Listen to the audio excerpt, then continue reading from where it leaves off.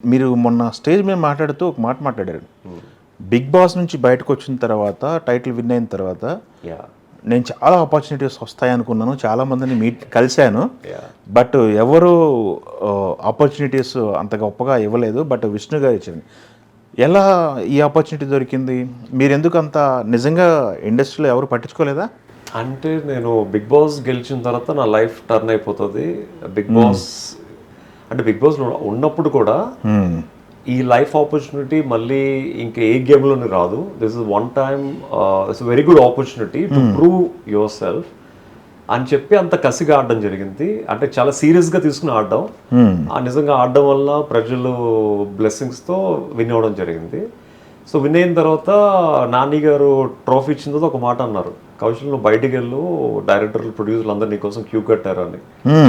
So దాంతో నా life set అయిపోయింది బయటికి వెళ్తే. సో వరుసగా ఒక 4-5 సినిమాల్లో సైన్ చేసేయచ్చు. So I can be comfortable artist. ఎందుకంటే ఒక 3 జనరేషన్స్ నుంచి వీఆర్ స్ట్రగ్లింగ్. మా తాతయ్య గారు కమ్యూనిస్ట్లో ఉన్నప్పుడు ఆంధ్రప్రజ నాట్యమండలి కాకినాడలో he was very good theatre artist. అప్పుడు జగ్గయ్య గారితో, ఎస్వి రంగారావు గారితో వీళ్ళందరితో కొన్ని బుర్ర కథలు కూడా చెప్పేవారు అనమాట. అలాగే ఆంధ్రప్రజ నాట్యమండలి తరపున చాలా నాటకాలు వేసేవారు.